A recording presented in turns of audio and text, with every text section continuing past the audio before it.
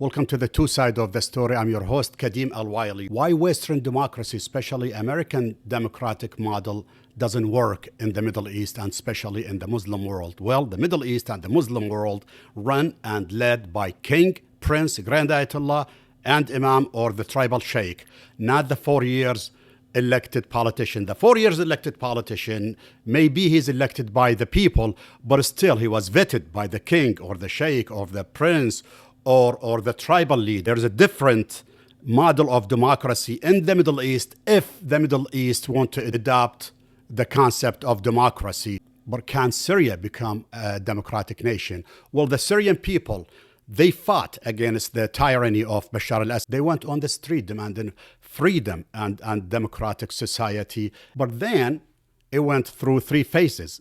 Phase one, it was rebellion, revolution, uprising, people asking for legitimate rights, freedom and democracy, and overthrowing the regime of the Ba'ath Party led by Bashar al-Assad. Second phase became sectarian, faction versus factions. Then after the fall of Bashar al-Assad regime, it became holy war.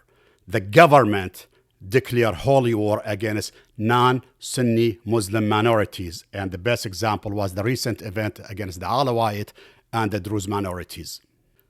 In that region, when people lose sense of nationalism, they seek shelter in their religion.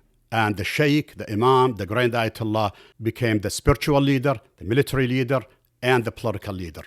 Let's go back again to Syria. Can Syria be a democratic nation?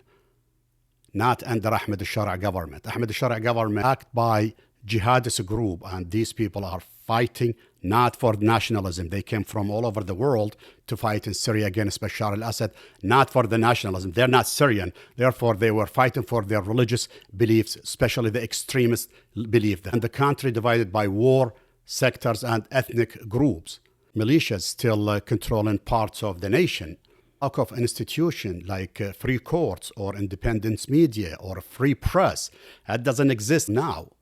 Without trust, unity, nationalism, a real democracy cannot succeed. This applies to other Muslim nations such as Iraq, Libya, and Afghanistan, which we witnessed the American experience in those countries. Let's not forget Israel. Israel will not let the situation calm down until it's secure. Its buffer zone started from Dar'a, ended in Suwaida. But hold on, democracy and freedom, it's a human right. It has nothing to do with religion or nationality. Every human being deserves to be free and practice the right of democracy. Hey, in America, it worked 250 years ago.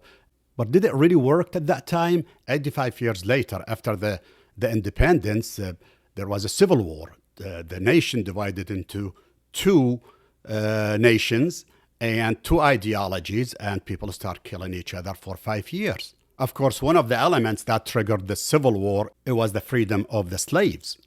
Because of the civil war, the slaves were freed. Hold on, 99 years later, after they were freed, fighting the government for their civil right. It took 10 years for the African Americans to practice their civil right in voting and other rights.